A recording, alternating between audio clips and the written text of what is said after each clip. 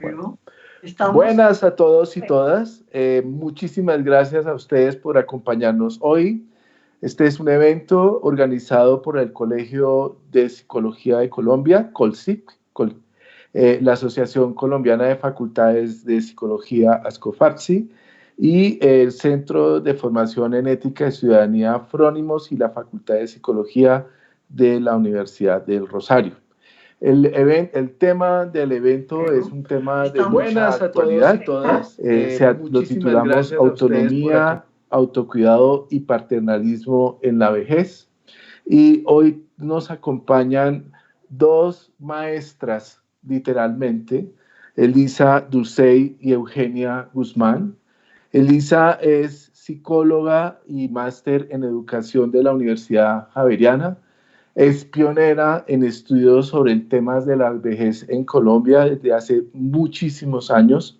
Ha ganado diversos premios sobre este tema y fue profesora durante muchos años de la Universidad Javeriana. Y nos acompaña también Eugenia Guzmán, la primera neuropsicóloga que tuvo el país.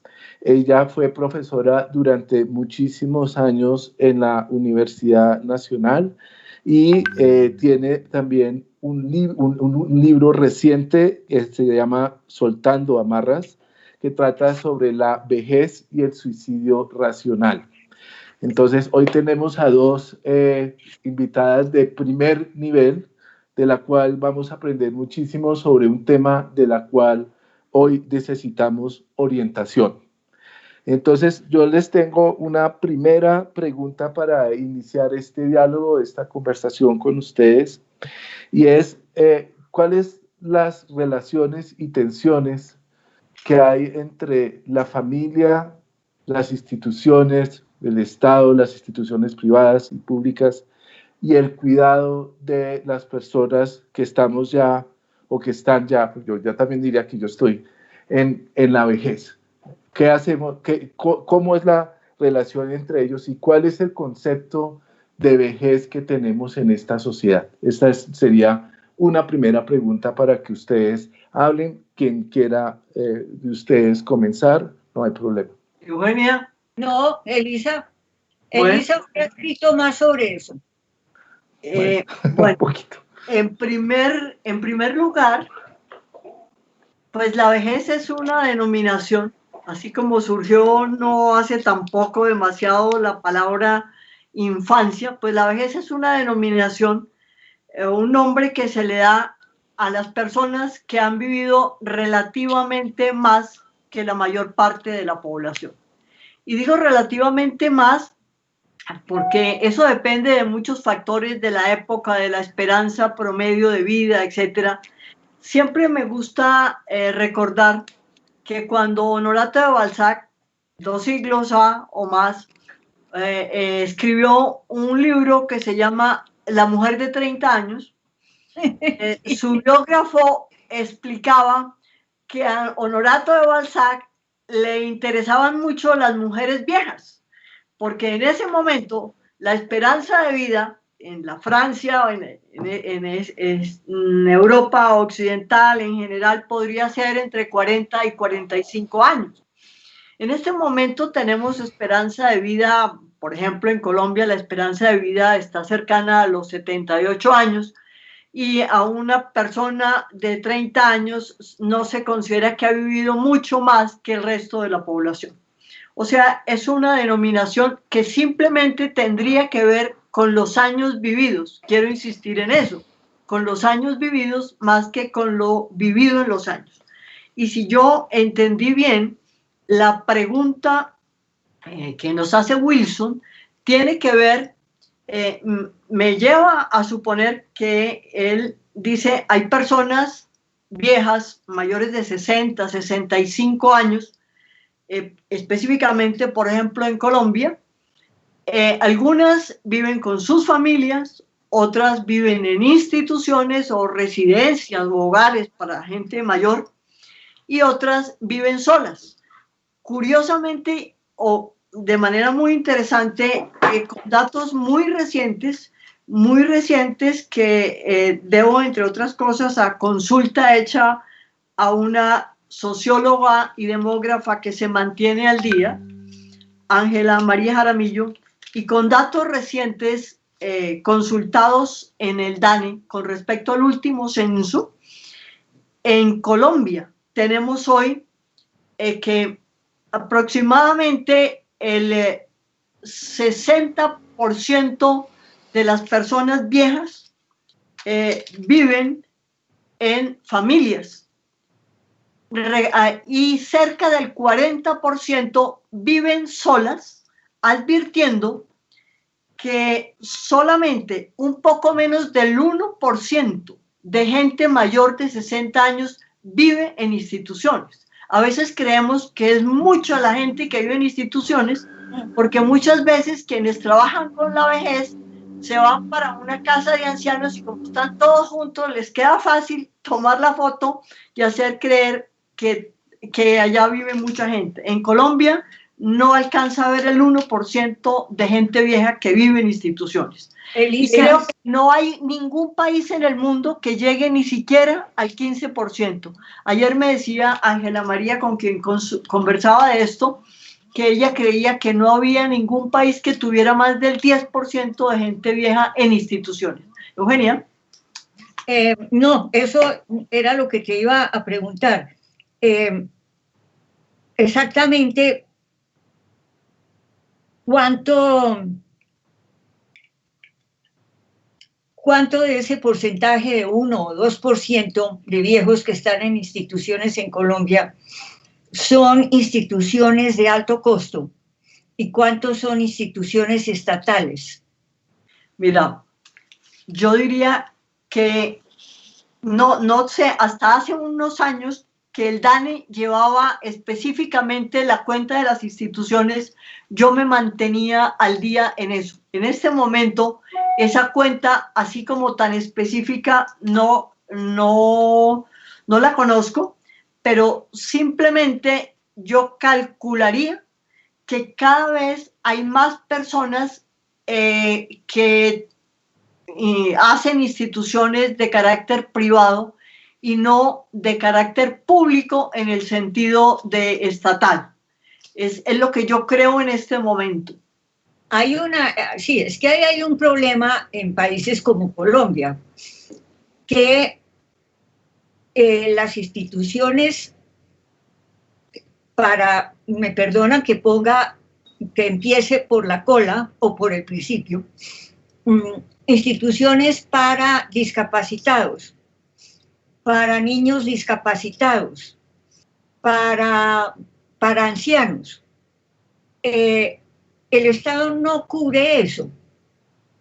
Para los niños mueven más el corazón y hay más entidades privadas que subvencionan la educación o las instituciones para niños discapacitados o niños abandonados.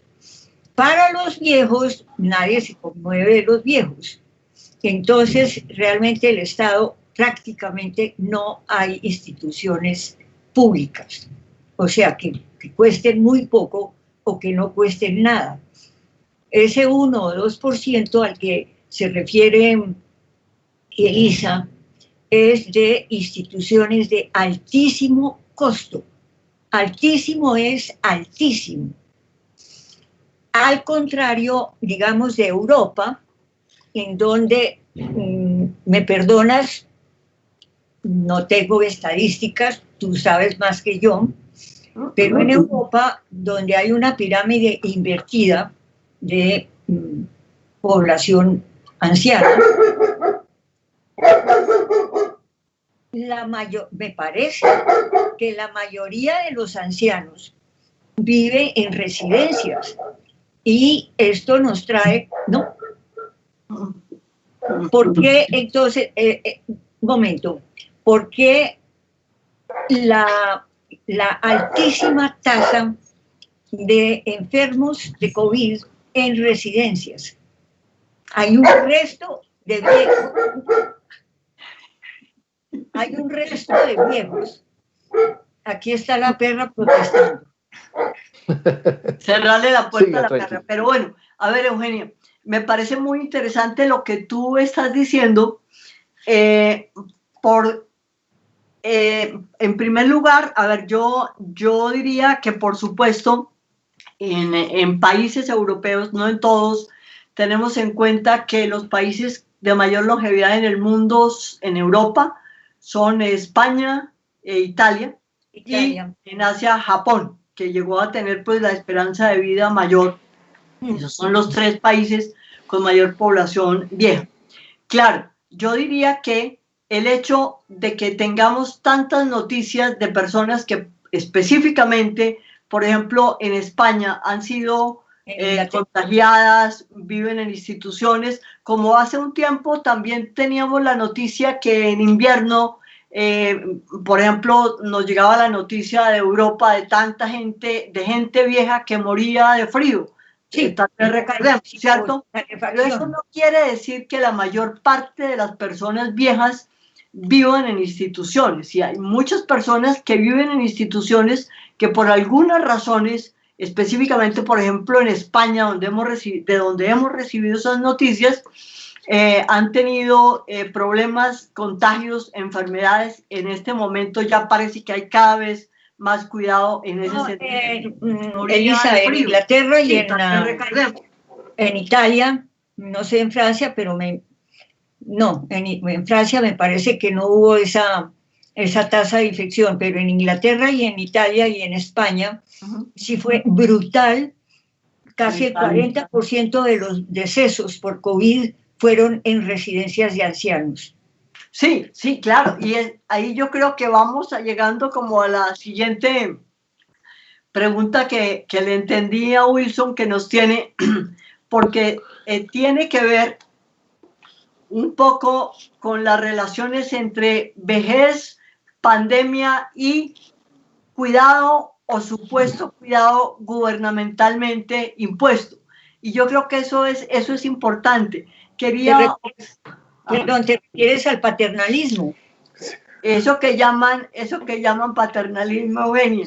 Sí. Bueno, sí, comillas, entonces, pero por supuesto que le ponemos comillas a eso y a otras cosas como tercera edad, o qué más de lo que dicen, se me olvida. Bueno. O sea, a veces dicen adulto mayor. Ah, caramba. Así bueno, en las instituciones públicas ponen es adulto mayor. Nosotras somos adultas mayores. Sí. Viejas. Y ahí viejas, viene pues como en absolutamente viejas para no usar eufemismos. O ancianos. Y ahí viene pues como mi segunda pregunta y es pues bien, ahí está todo este movimiento de muchos personas mayores de 70, Rudolf Holmes y de la calle que están protestando por las medidas del gobierno porque consideran que son medidas paternalistas. Ustedes que esto nos lleva a este tema del paternalismo hacia los grupos hacia la vejez.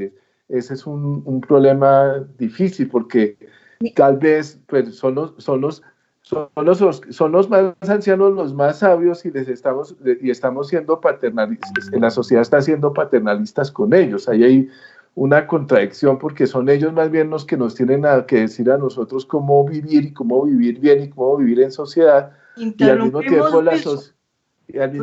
la sociedad es paternalista. Para decir que creer que los viejos son sabios o que son deteriorados mentales, las dos cosas son estereotipos.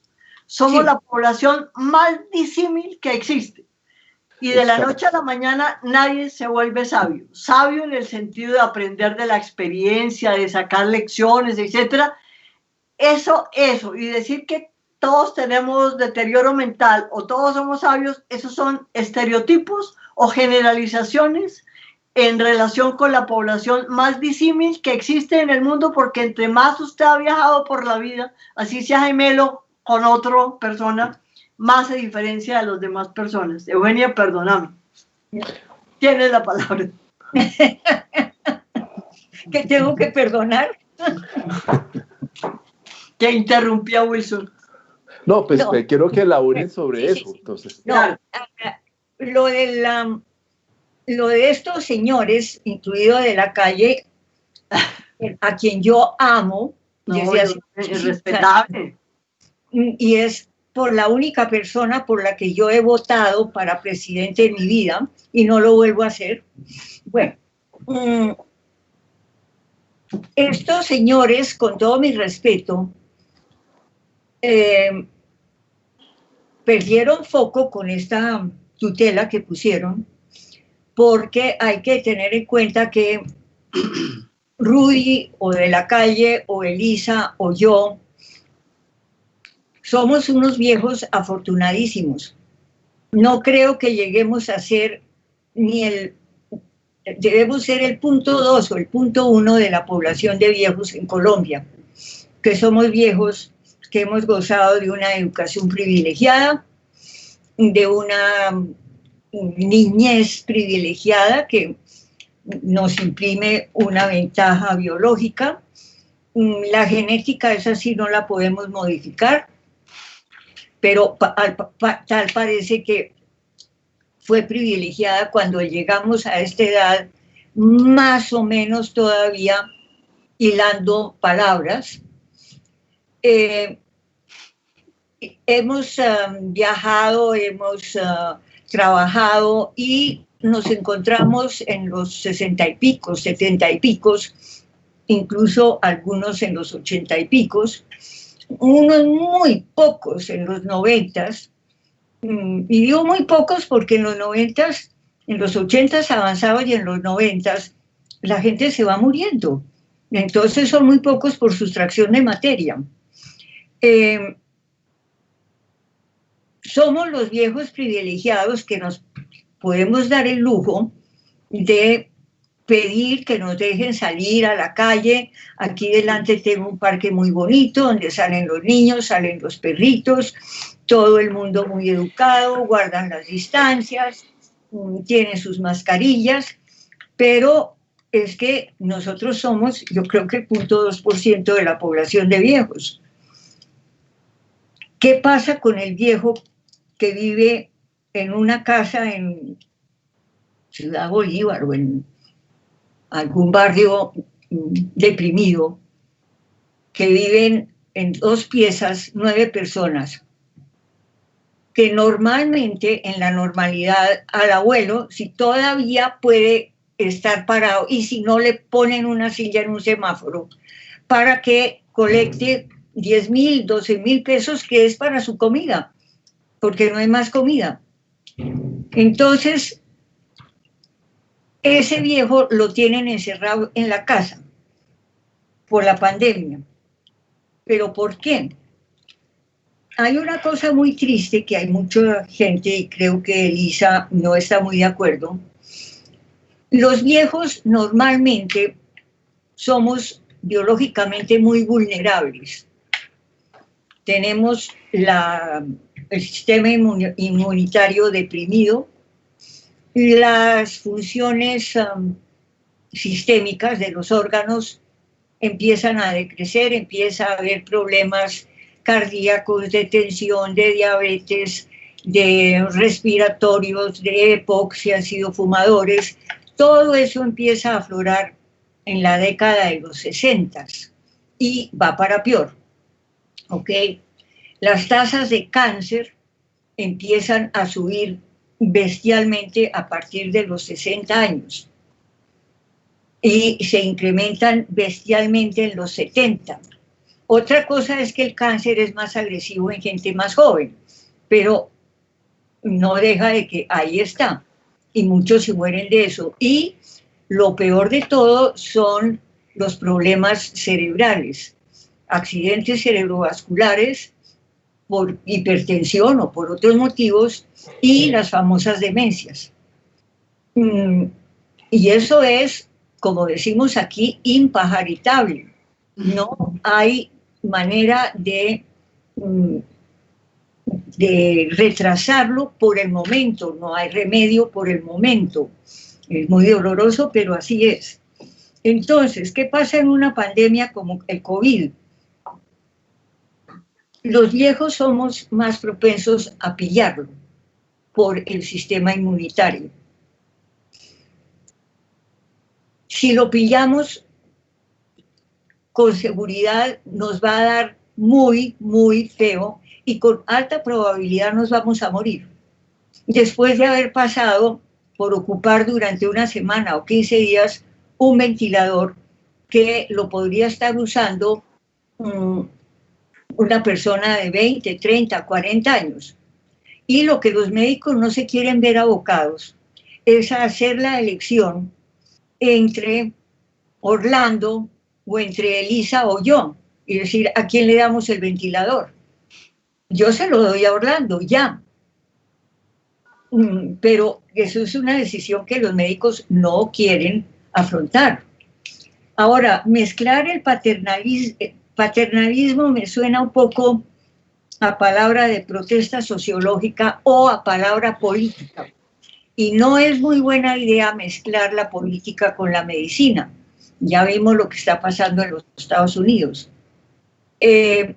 Ahora, el problema es terrible. No me gustaría estar en los zapatos de ningún político en este momento.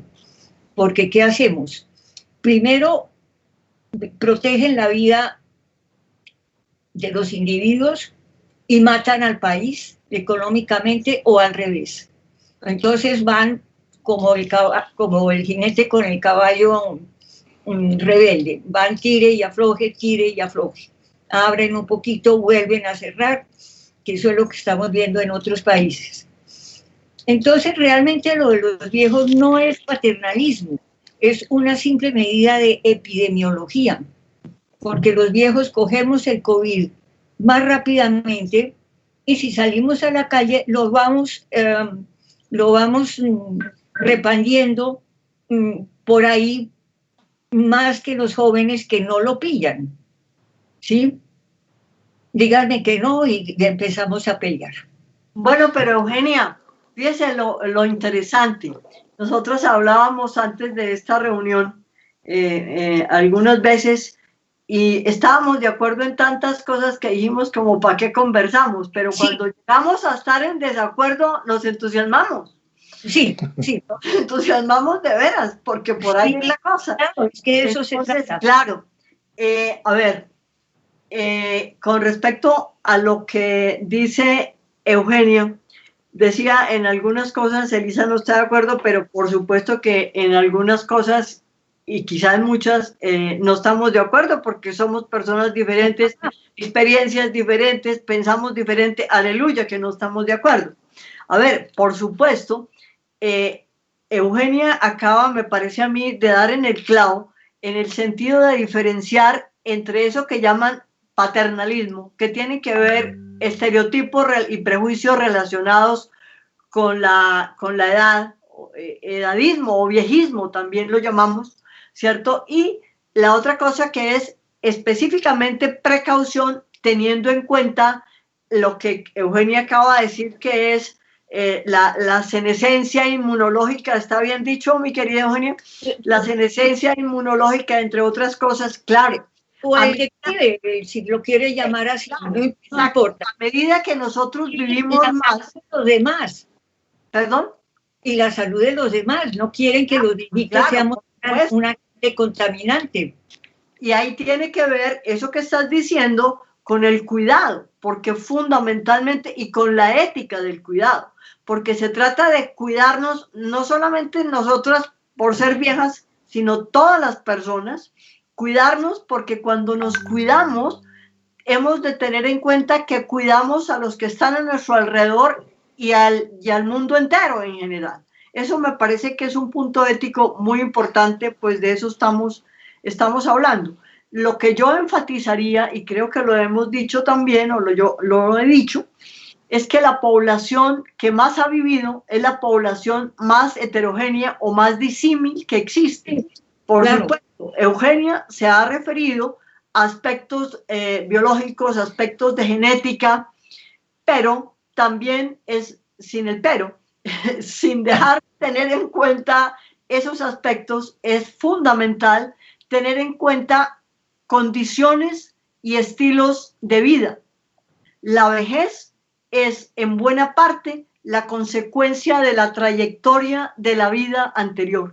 Y en este momento estamos hablando de vejez y de ética, porque una cuestión en la cual deberíamos enfatizar cada vez más es que todas las personas entiendan la vida como una continuidad y no crean que la vejez es algo aparte de la vida. Y tan se considera aparte de la vida que se considera muchas veces, que es el mayor error, que las personas viejas somos todas muy parecidas, todas nos vamos a contagiar independientemente de cualquier cosa. Yo estoy de acuerdo, por supuesto, en el sentido de que tampoco interpreto el confinamiento y la cuarentena para todas las personas, pero quizá específicamente para las más viejas, teniendo en cuenta no solo la edad, sino teniendo en cuenta otras condiciones y estilos de vida. No solo la edad per se significa muy poco. Es como, perdóneme Eugenia, y yo creo que hay sociólogos que nos están escuchando, pero la edad per se, Eugenia, que no le duela la cabeza, la edad per se me parece que significa muy poco, no es tanto la vida vivida, sino lo vivido en esos años. No son tanto los años vividos, sino lo vivido en esos años, sin descartar lo que plantea Eugenia de la genética, por supuesto, de que hay declinación o declive, creo que lo dices tú, indudablemente, pero el declive no es universal, ni las dolencias adjuntas son universales. Sí, hay mayores o menores grados de declive, pero no el declive es igualitico para todas las personas. Yo estoy de acuerdo con un profesional de la medicina que hace mucho tiempo, con quien hace mucho tiempo conversábamos sobre lo que algunas personas dicen enfermedades propias de la edad.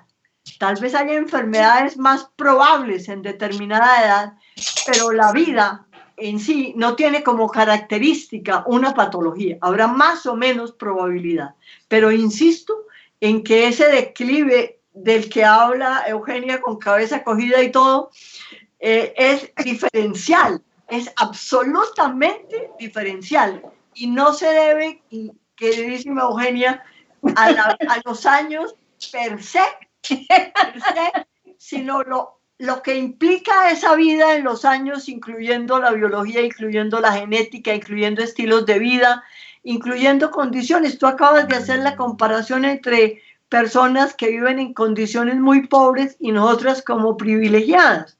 ¿Y qué tal los que le dicen el quédese en casa y los que no tienen casa, o los que viven 10 en una pieza y quédese en casa?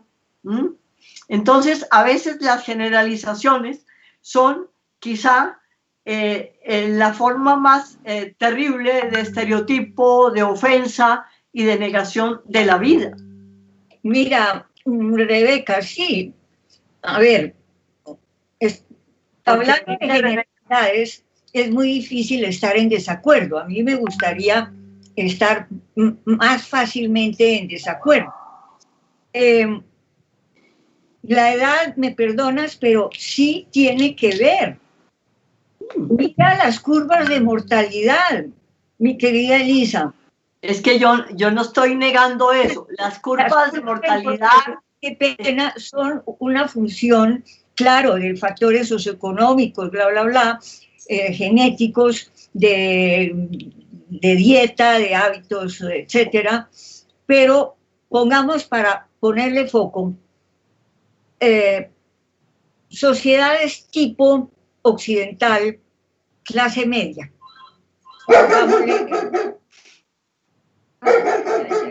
¿Se oye mucho? Perdón, no, la puerta.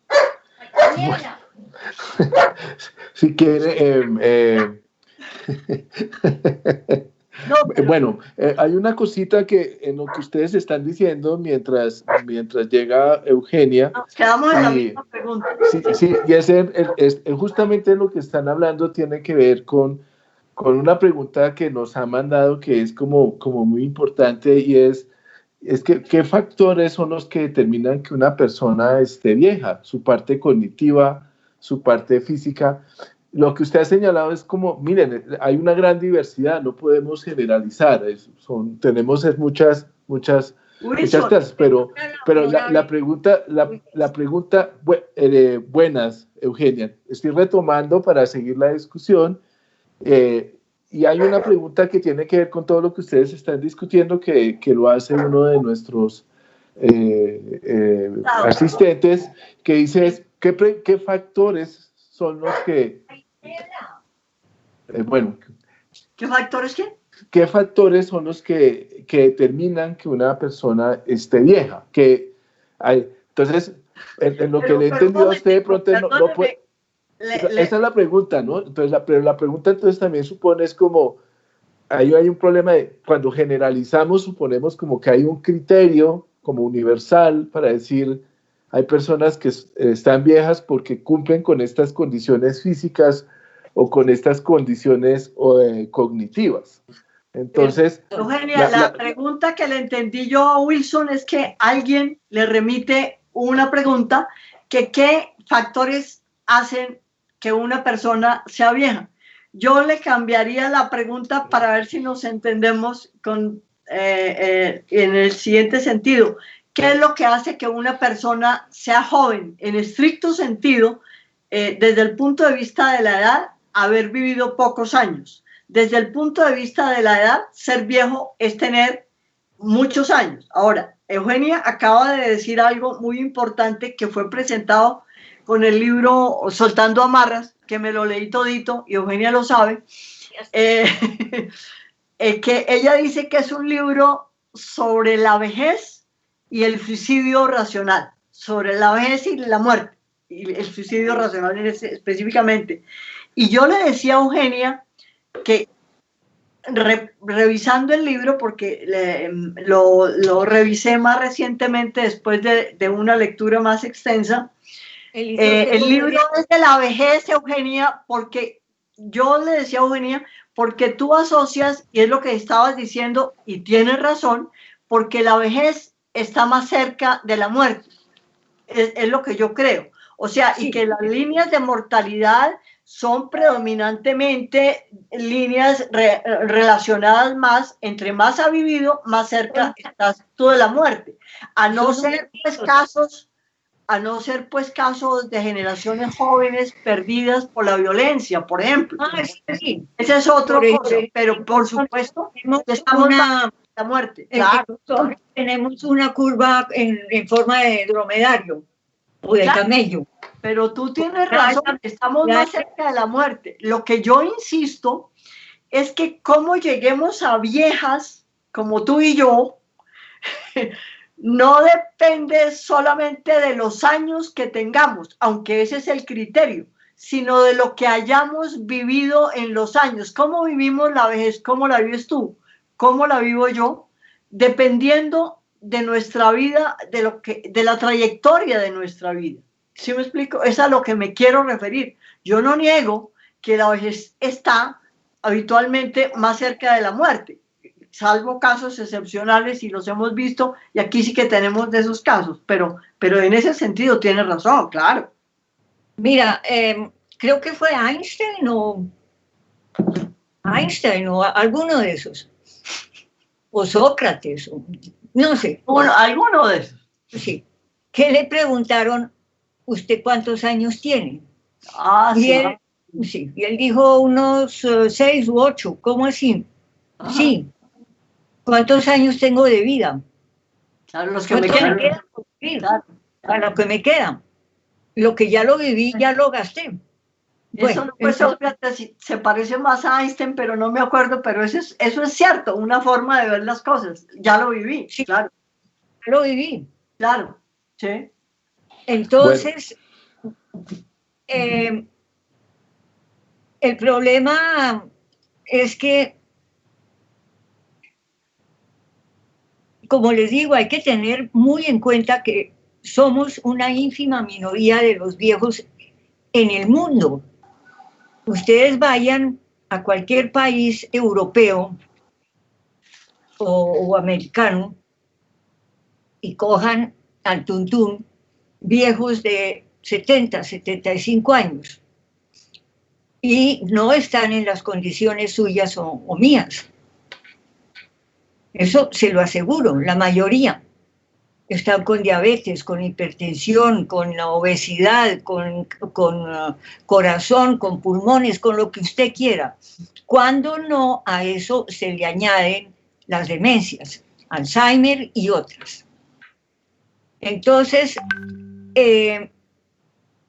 yo no sería tan categórica, o sea, tan optimista como Elisa, entre otras cosas porque yo soy una persona pesimista, en decir que la vejez depende de lo que hayamos vivido. En gran parte, de acuerdo.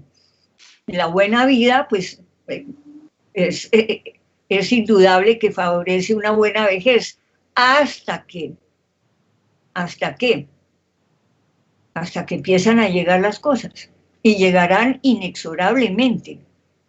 Acuérdese del versículo de la Biblia que yo cito en el libro, al comienzo del libro. Todos sois príncipes y os creéis hijos de los dioses, pero al igual que los príncipes, todos caeréis. Es bastante impresionante. Cuando yo la vi, se me pusieron los pelos de gallina. Es correcto, todos caeremos. Claro, tú me dirás, hace 70 años en Colombia o en Francia o en Inglaterra, esta conversación que estamos teniendo la hubiéramos tenido a los 55 años, con 10 años de expectativa. Hoy la tenemos en los años 70. Se puede alargar un poco, pero lo que por el momento está muy remoto, y me perdona la audiencia mi enfoque biologista, pero es que la biología es ineludible. Se puede mejorar, sí, como dice Elisa, con buenos hábitos, con buena educación, con buena genética.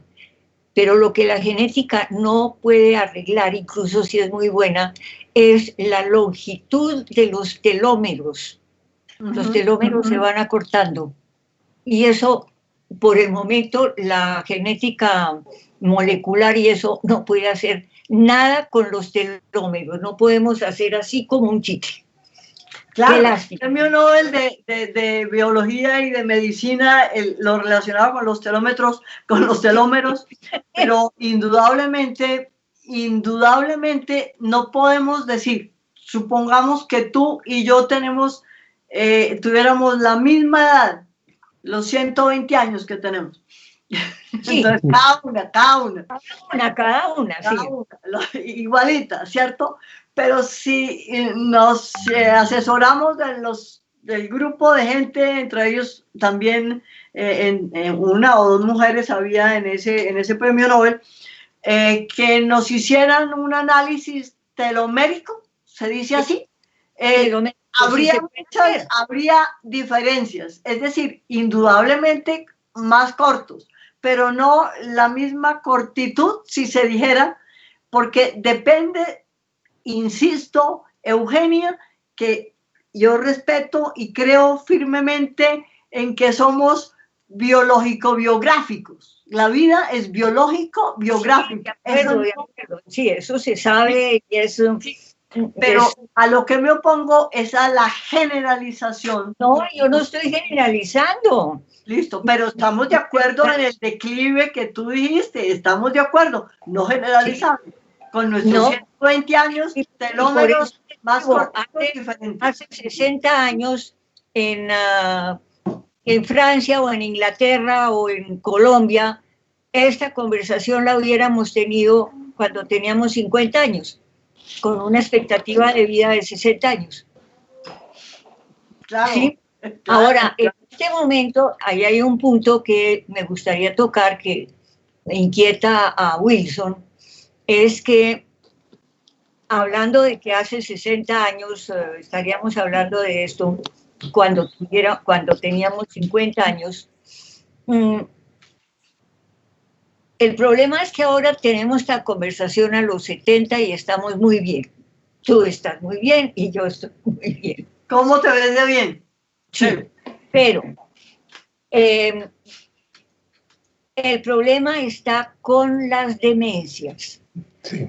No quiero decir que jamás, Elisa, que todos los viejos sean dementes. Algunos viejitos estamos un poquito gagas, porque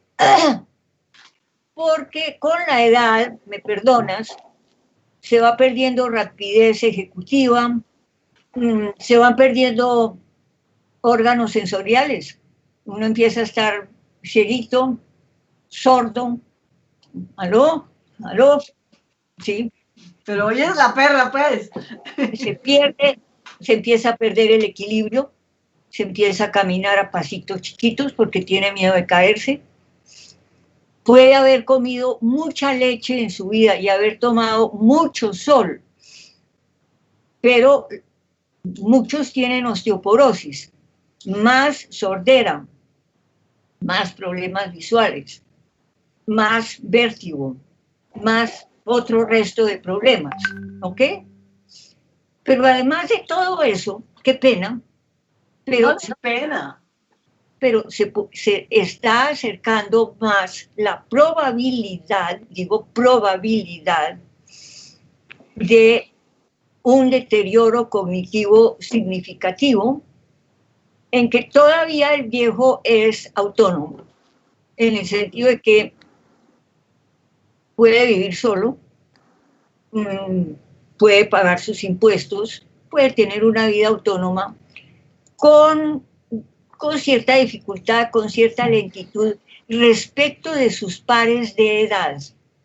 No estoy hablando respecto de los jóvenes, porque eso ya es como las arrugas, la piel bonita se fue y no volverá. Las funciones, sobre todo las funciones de rapidez, de memoria a corto plazo, de capacidad de multitareas, eso se va perdiendo y no quiere decir que uno esté demente, es normal. Pero ese deterioro cognitivo leve, que permite autonomía prácticamente total, con mucha probabilidad, mucha quiero decir, no sé, 30, 40% de los viejos en los que eso se presenta, termina en un Alzheimer o en una demencia vascular o en cualquiera de esas. Hay miles de demencias, sí. Sí. Y ahí sí, apague la luz y nos vamos. Ah, nos vamos. Ahí viene la pérdida gradual de autonomía, porque perdió la cabeza y ahí sí no hay nada que hacer. Toca cuidar a ese viejo como lo cuidaron cuando estaba chiquito. O seguir tus planteamientos en el libro de Soltando Amarras. Sí, o seguir mis planteamientos de que apenas vea acercarse problemas irreparables, tome medidas precautelativas antes de morir en manos de los médicos. Esto sonará como una herejía. Yo sé que entre la audiencia hay gente que me van a tomar no por demente, sino por loca, pero cuando lleguen a esta edad, espero que empiecen a preguntarse, no en esta edad que tengo yo, sino mucho antes, cuál es el proyecto que ustedes tienen de muerte, porque todo el mundo tiene un proyecto de vida. Rara persona tiene un proyecto para la vejez. Generalmente en estas sociedades tipo occidental, digo tipo porque somos una mezcla ahí rara, no, cuando yo estoy viejo, no, pretendo retirarme y tener una finquita y cultivar las flores. Sí, bueno, mientras se pueda acurrucar y mientras, en fin. ¿Y qué pasa? ¿Cómo quiere morirse? No me hable de eso sí es muy harto. Hay que irlo pensando desde que están jóvenes. ¿Cómo quiere usted morirse? porque si no lo piensa, termina con 20 tubos en una cama de un hospital. Y la muerte hace parte de la vida. Eso es Y la muerte hace parte de la vida. Entonces hay que hacer un programa para la muerte. ¿Por qué este problema no se había presentado nunca antes en la vida de la humanidad? Porque la gente se moría joven, porque tenía menos alimentación, menos educación, menos comportamientos de autocuidado. Y entonces la gente se moría joven antes de que perdiera la autonomía, no necesariamente con problemas mentales, pero con problemas cardíacos, con problemas pulmonares, con cantidad de problemas que hacen de la vida un infierno, mucho más si el viejo está consciente de sus enfermedades, ¿sí? Entonces, me perdonan el pesimismo, no, pero... Perdonado está el pesimismo. Me llama la atención, dato también, creo que tengo datos que compartí con la socióloga y demógrafa y datos también del DANE en relación con personas mayores de 60, de 70, y hay un estudio también, el estudio SABE, que es salud, bienestar y envejecimiento. En el estudio SABE se ha encontrado, yo sabía que en Bogotá, alguien me decía que en general en Colombia, que un alto porcentaje, como decir un 90% de personas mayores de 80 años, sin que digamos que no tienen algún tipo de declinación física y mental, en general, creo que Eugenia mencionó la palabra, tienen autonomía y posibilidad de defenderse y de atender a lo que se llama las habilidades de cada día, ¿sí? Por supuesto, también Eugenia nos ha dejado claro, o por lo menos a mí me quedó claro, que la mayor parte de la gente vieja no necesariamente tiene que llegar a la demencia. No, la mayor parte. Ahora, creo que en relación con eso último que tú mencionabas, Eugenia, Wilson tiene una pregunta que tiene que ver con Wilson.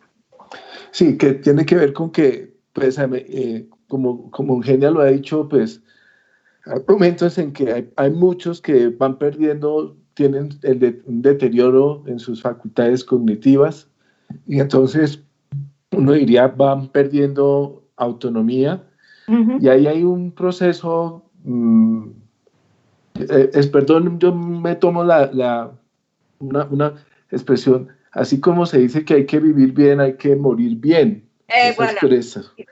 Y entonces en esos momentos, ese morir, pues las personas, y eso es parte también de la tragedia del COVID, viene la cuestión de morir y morir con otros. Uno muere acompañado, muere solo.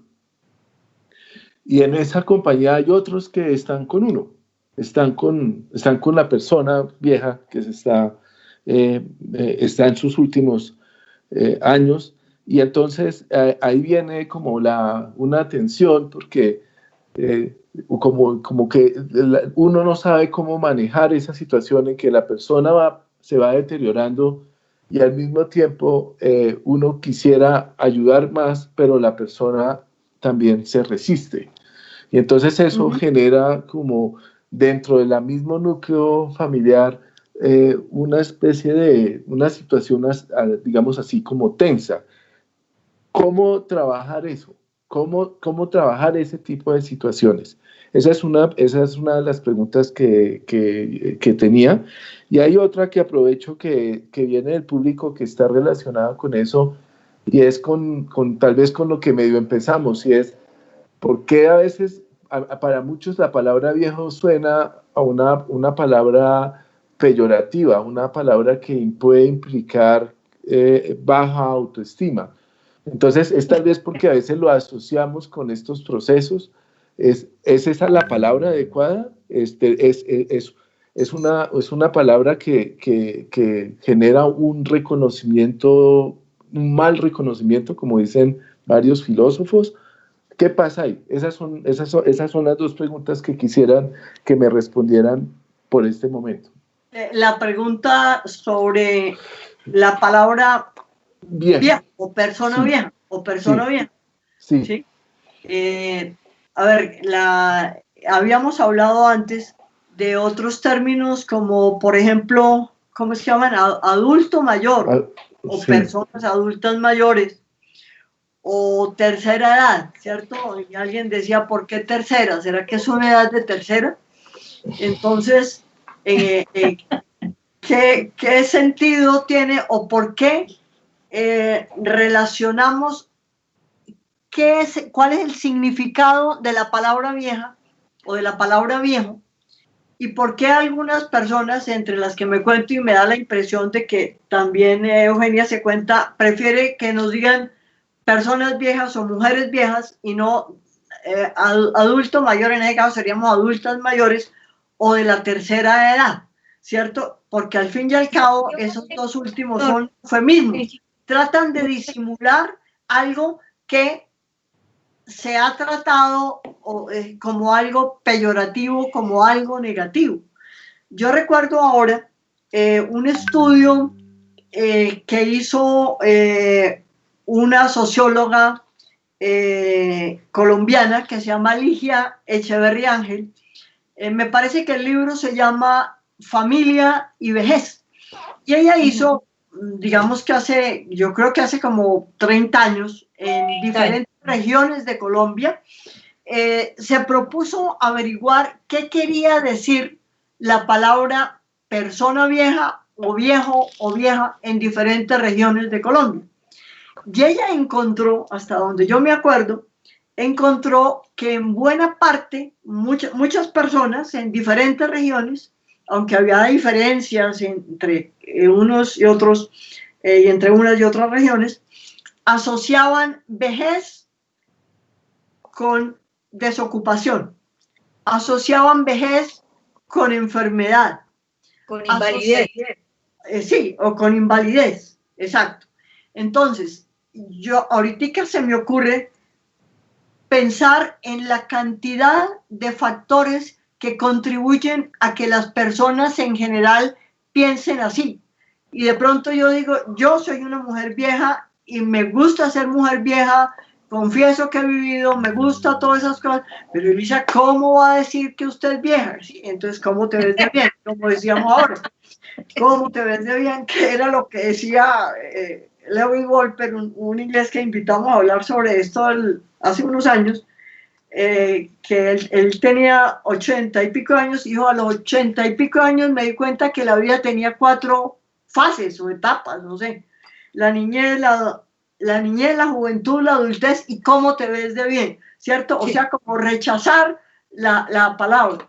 Entonces, yo me estoy acordando ahorita, y en el libro gordo que leyó o que revisó Wilson, hay en la parte de demografía, un demógrafo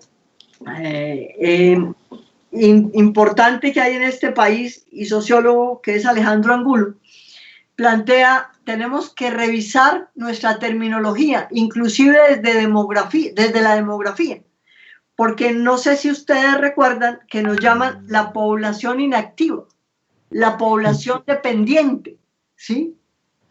Y entonces, o sea, de los 60 años o 65 años en adelante, nos convertimos en la población que no hace nada, que es dependiente.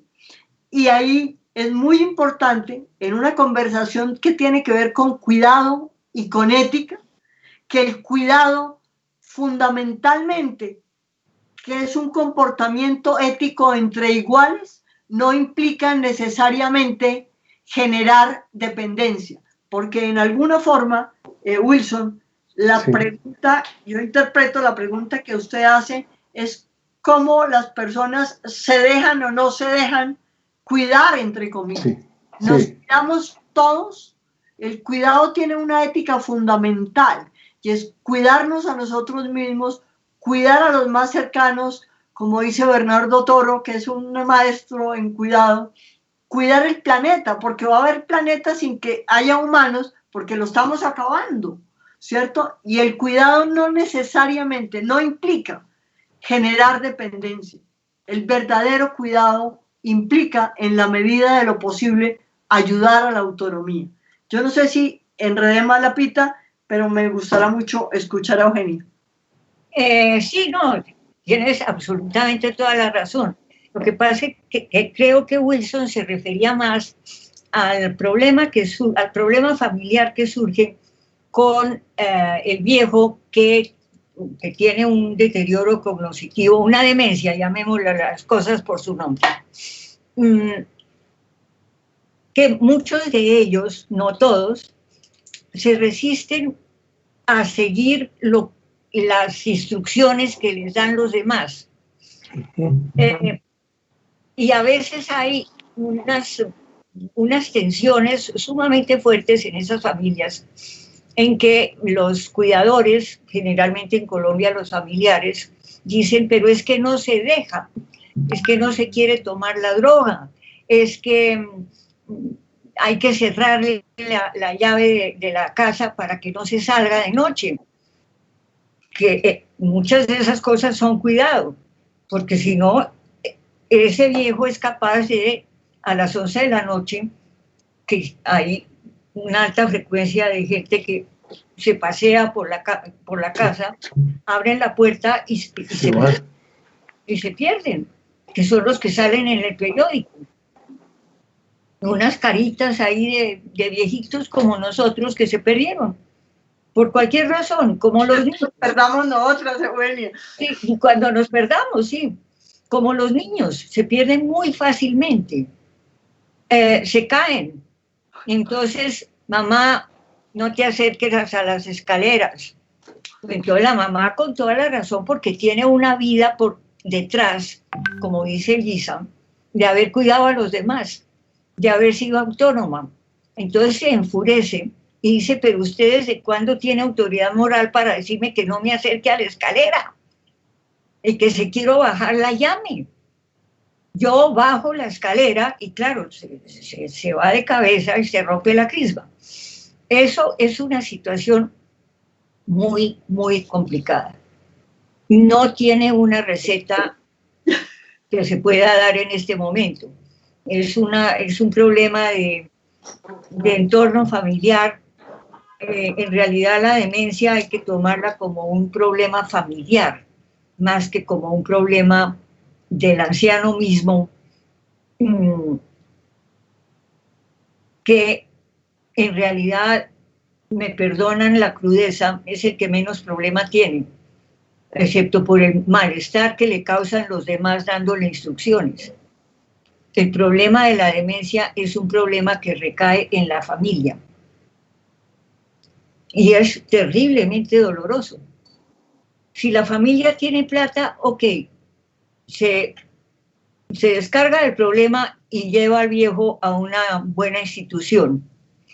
Si no tiene mucha plata, lo lleva a una institución perrata con grandes sentimientos de culpa, de abandonarlo en un sitio en que no está bien cuidado, que eso sucede mucho en instituciones estatales, por ejemplo en Inglaterra, en las instituciones para viejos del NHS, el National Health Service, en que las instituciones para viejos cubren la población de viejos, pero son realmente unas canecas para viejos. No los cuidan, los dejan morir. La otra disyuntiva es dejar al viejo en la casa, pero en familias que no son numerosas, y en Colombia en unos años, bueno, ya lo estamos viendo, sí. Familias cada vez más pequeñas, tenemos que trabajar, no podemos darnos el lujo de que un miembro se quede en la casa cuidando al abuelo o a la mamá. Es un problema total y es un problema, yo creo que socioeconómico y de política.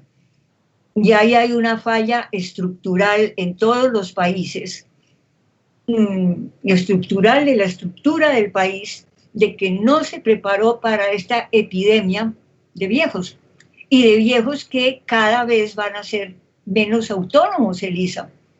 No todos al mismo tiempo, no todos de la misma manera, afortunadamente. Ay, Eugenita, vida mía, su merced y yo que tenemos 120 años cada una y nos conocimos hace 75.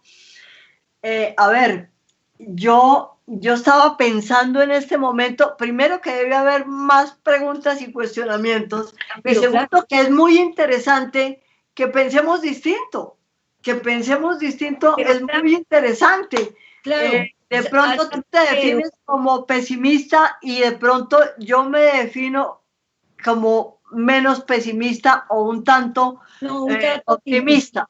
Sí. Optimista, claro. Sí, y yo, por ejemplo, estaba pensando en este momento, puesto que estamos 4 personas que yo veo en pantalla, y eso es parte de lo que me parece importante. Orlando, que está en silencio porque él es el hombre tecnológico que recoge las preguntas y nos las pasa.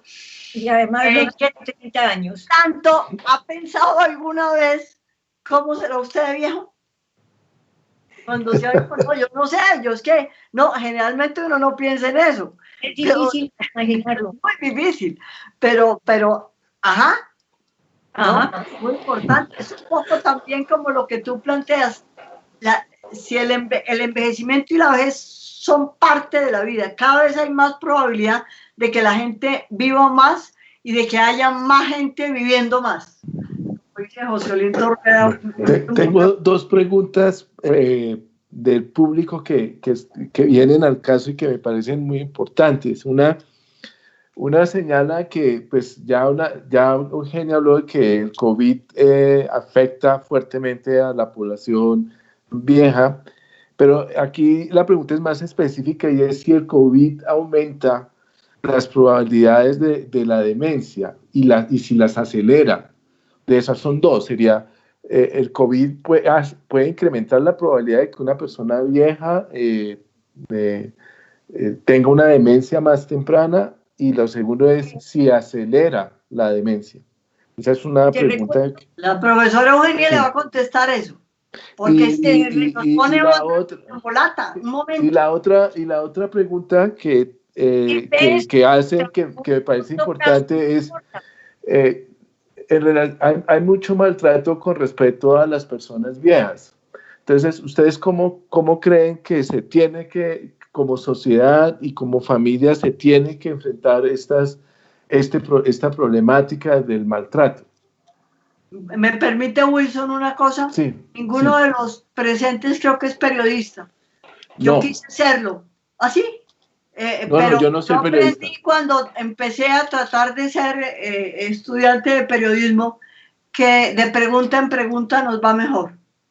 Porque si no, ya con la segunda se nos embolata la primera. Eugenia. No, tranquilo, cerramos la primera y después la segunda. Sí, me pido que usted responda a la primera. Recuerdo a la persona que hizo la pregunta que las demencias son muchas. La más frecuente es el Alzheimer, de los cuales puede haber 2 tipos. Una que es muy poco frecuente, que es el Alzheimer genético, que es muy, muy agresivo. Se presenta en gente muy joven, al final de los años de la década de los 30 y de los 40, y es terriblemente agresiva y dura 5 años o así, y deja a la persona en nada, se muere. Y el Alzheimer, que yo llamo normal, digamos, cuya prevalencia empieza a aumentar hacia los 60 años, 65, de ahí 1 o 2%, a los 70 años 3%, a los 75 años más o menos 7%, a los 80 como 12%, y ahí va subiendo hasta que la curva, ¡pum!, se cae porque ya no queda gente. Sobre lo primero, sí, ahora tendremos que consultar a Francisco Lopera, ¿no? Que trabaja mucho en el primer etapa de la demencia Antioquia. Sí. Bueno, Entonces, pero están esas demencias. El Alzheimer es el más frecuente, pero hay unas primas del Alzheimer, primas muy cercanas, que también son parecidas comportamentalmente, desde el punto de vista de memoria.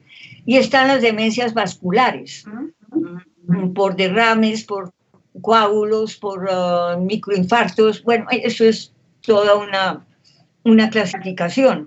El COVID, entre otras de las gracias que hace, es que hace formar coágulos en el cerebro. Sí, y eso pues con mayor frecuencia en los viejos. Si el viejo sobrevive al tratamiento médico y al ventilador y eso, se puede despertar o no despertar con 4 o 5 coágulos como un melocotón entre el cerebro, y eso es una demencia simplemente. No es una demencia progresiva, es una demencia por ataque cerebrovascular producido por el COVID. Ahora, hay un fenómeno que es que una persona que está comenzando o a medio camino de deterioro cognitivo leve, que es autónoma y tiene un problema serio de salud, no necesariamente puede ser muy largo, puede ser una deshidratación muy seria, 2 o 3 cirugías seguidas, o no sé si la cirugía o la anestesia o ambas cosas. Eso puede acelerar la caída hacia la demencia. Entonces, supongo que la misma enfermedad del COVID, que es tenaz, sin necesidad de estar entubado y con respirador, podría, en condicional, hacer que algunos de estos cuadros se precipiten. No es desatinado pensar eso. No todos, algunos. Pero lo peligroso son los coágulos. Vascular. Sí. Siguiente pregunta. Ahora sí la pregunta número 2. Pues ahora la siguiente pregunta para Lisa es que pues hay estadísticas que muestran que hay maltrato hacia las personas viejas.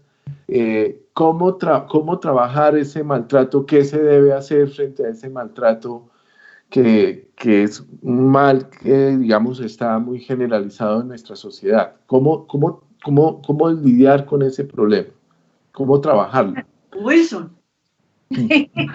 Como su merced leyó. Esa es una de las preguntas del público. Último capítulo del libro gordo, por favor, en detalle, pero yo le voy a contar un poquitico.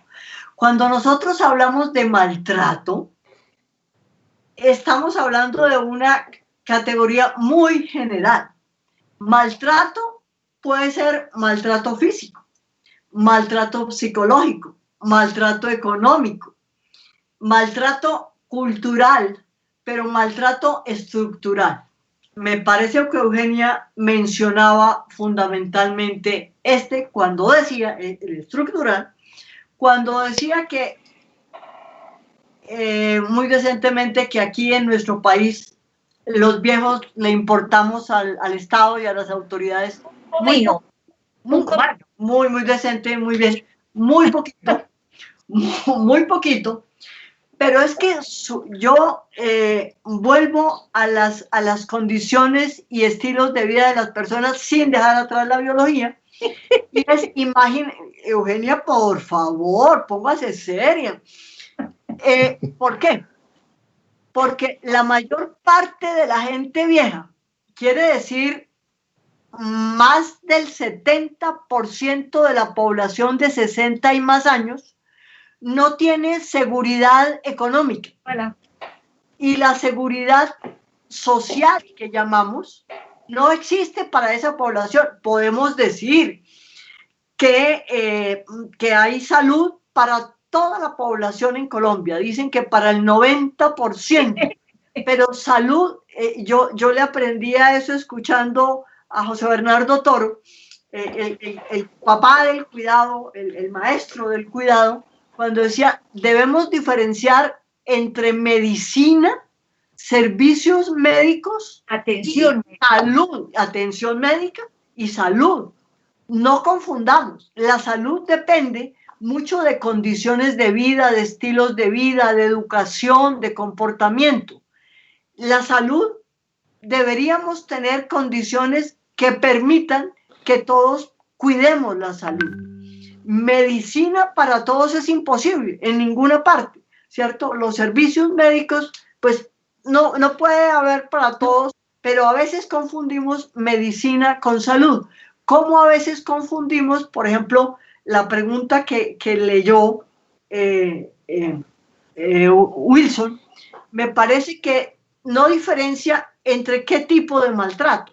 Puede ser maltrato físico, que le pegan, o como dice, creo que le entendí a Eugenia, que usted tiene que pararse en esta esquina y llegar por la noche con 50.000 pesos. Maltrato psicológico, perdónenme, con 10.000. Abandono.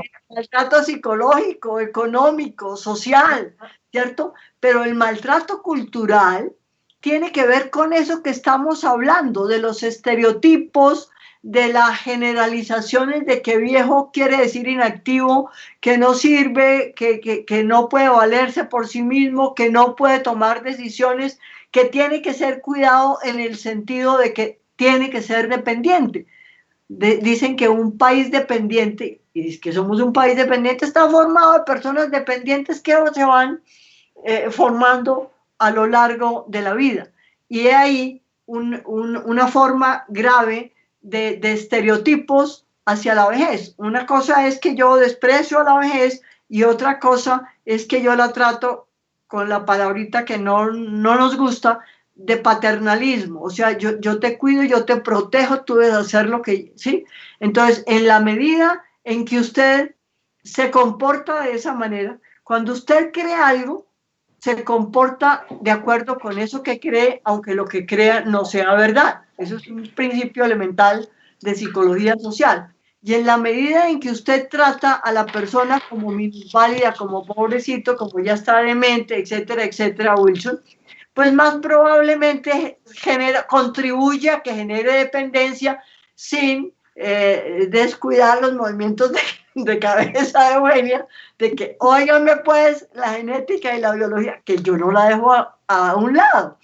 Pero es importante que los comportamientos humanos y el contexto en que vivimos también nos maltratan, y el principal maltrato no es que le pegue o que le insulte o que salga por los 10.000 pesos a la esquina. El maltrato estructural es fundamental. En un Estado que no tiene en cuenta la seguridad económica de toda la población y la seguridad social de toda la población, si eso no es maltrato estructural, y donde las medidas, fundamentalmente las medidas y las políticas relacionadas con la vejez, uno podría hacer como un recuento de las políticas desde la década del 70, pero claro, hay más desde el siglo antepasado, pero son fundamentalmente asistencialistas, no procuradoras de la autonomía y del respeto por la dignidad de las otras personas, por el reconocimiento, sino promotoras fundamentalmente de la dependencia. Y creemos que alimentando la dependencia estamos cuidando. Ética del cuidado por ahí no es. Bueno, llevamos como 2 horas, Eugenia. Sí. ¿Todavía hay llevamos una hora. Sí. ¿Todavía hay gente? Que es muy paciente, entre otras cosas. Bueno, hay un punto que a mí me gustaría tocar, que es el de las palabras políticamente incorrectas. Ajá. No les gusta la palabra los mayores, no les gusta la tercera edad, no les gusta los viejos, no les gusta los abuelitos. No todos somos abuelitos, ni tú ni yo. Exacto. No hay cómo llamarlos. Y eso es una pandemia que hay ahora de no llamar a las cosas por lo que son. Entonces es un afrodescendiente porque no se puede mencionar la palabra negro como si fuera semejante. ¿Quién no es afrodescendiente? ¿Quién no es? Además, exacto. Por ejemplo, sí. si nos ponemos en eso. sobre todo los anglosajones, no se puede decir la palabra black. No, terrible, como si ser negro fuera terrible. No se puede mencionar la palabra enano para mencionar a los enanos, qué pena. No, son las personas pequeñas. Claro, es mucho más respetuoso todo. Y no hay cómo denominarnos a nosotros. Yo entiendo que soy una anciana, pero una persona de 60 años para mí no es un anciano. ¿Cómo lo denominamos? Bueno, eso es empieza a verse bien. El otro punto es que en el contexto del maltrato, del paternalismo, no todo paternalismo es malo, me perdonan. Si yo voy por el aeropuerto con una maleta pesada, le agradeceré muchísimo a Wilson o a Orlando que se acerquen y me digan, señora, yo no me voy a quejar, le voy a decir que mil gracias. Me ofendí mucho y esa es la razón por la cual me teñí las canas, porque yo tenía el pelo blanco como el de Elisa. Y en varias ocasiones, recuerdo una vez, que estaba en una esquina esperando a alguien en el carro, pero ese alguien se demoró. Finalmente se me acercó un señor y me dice, pidiéndome mil excusas, señora, ¿quiere que le ayude a cruzar la calle? Yo dije, ay, Dios mío. Ahí mismo salí corriendo a la peluquería que me tiñeran el pelo, pero le agradecí muchísimo al señor que me ayudara a cruzar la calle. Hombre, eso lo pueden llamar paternalismo, pero no. Pero Eugenia, fíjese las reacciones tan distintas. Una vez yo me bajé de un Transmilenio y estaban los policías jóvenes, ¿cómo llaman? Los de servicio policial jóvenes. Sí. Y entonces uno, pues instrucciones me imagino que tenían, usted quiere que le ayude a pasar la calle, y me puso el brazo y le dije, a donde quiera, vámonos. Bueno, está buenísimo. Bueno, entonces, no siempre el cuidado a los viejos es malo, se agradece. Porque depende de la forma, de lo que entendamos por cuidado y la diferencia entre paternalismo y entre la diferencia que hay entre sencillamente generar mayor dependencia, tenernos lástima o pesar o no sé, claro, creernos inútiles.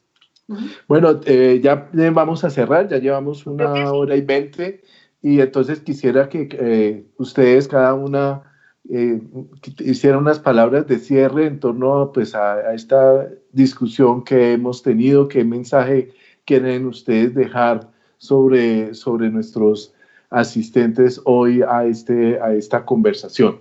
Si quiere empezar Eugenia y después Elisa. Eugenia, sí, por favor. Gracias. No, les agradezco mucho su paciencia y su resistencia. Se ve que es gente joven, para no haber caído en un profundo coma. El mensaje que les dejaría es que estos temas de vejez, paternalismo, esperanza de vida, demencia, deterioro cognitivos, son sumamente complicados. Como dice Elisa, no se puede generalizar. Ni siquiera desde el punto de vista biológico, mucho menos desde el punto de vista psicológico, sociológico, económico, etc. Entonces, si les interesa el tema, yo les recomendaría que cogieran un punto específico y lo estudiaran, pero no tratar de abarcar todo porque es sumamente complejo. No pensar que hay recetas mágicas, que cómo abordar los problemas del viejo que no quiere hacer caso y que está demente, o que cómo tratar el problema del maltrato en el viejo. No hay recetas, qué pena. Es muy, muy complicado. Es decir, es una pregunta que abarca 50 otras preguntas. Ok, Elisa. Eugenia. Yo no soy la única que tengo perro. No, pero yo no tengo perro, pero bueno, de todas maneras, a ver, yo insistiría en algo que he dicho y es la progresiva diferenciación de las personas a medida que viven. Así sí. Como no toda persona vieja equivale a que es demente y tiene deterioro cognitivo y yo no sé qué más, tampoco ser joven equivale a la virtud per se. Es decir, ahí depende sí. de la genética, Eugenia, pero por supuesto de las condiciones y los estilos de vida. Y yo me pregunto, ayer leía un artículo que tú me compartiste sobre qué tanto se predice sin éxito el futuro a razón de la pandemia. Un artículo maravilloso, me pareció maravilloso.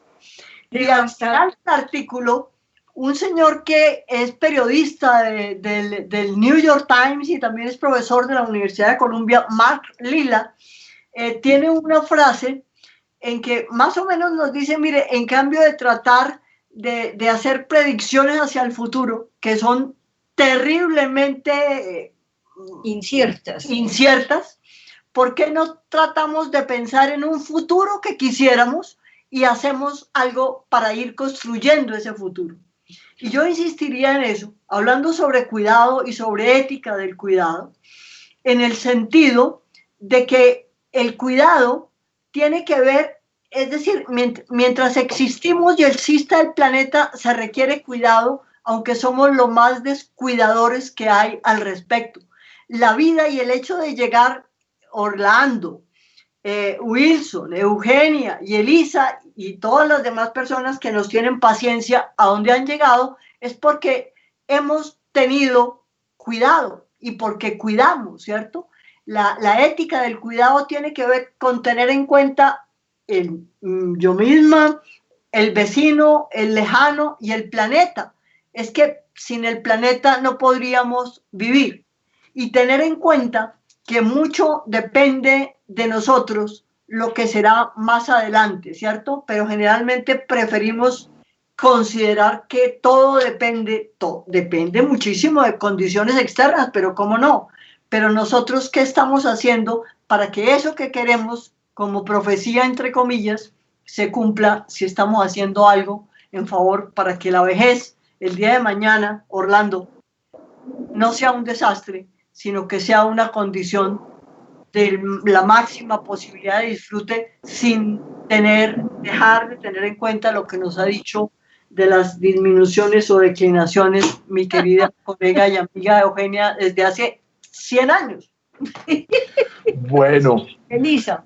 Muchísimas gracias, Elisa y Eugenia. Ha sido para mí un privilegio tenerlas a ustedes conversando. Ustedes han recuperado algo que se ha perdido en esta sociedad mucho, en estas sociedades contemporáneas.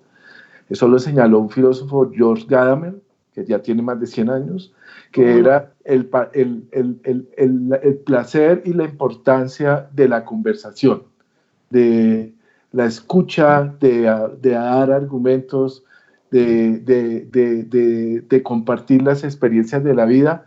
Ha sido una tarde muy, muy especial estar con ustedes. Muchísimas gracias. Muchísimas gracias por ustedes también, al Colegio de Psicólogos, de Ascofapsi y a la Universidad del Rosario. Muchísimas gracias.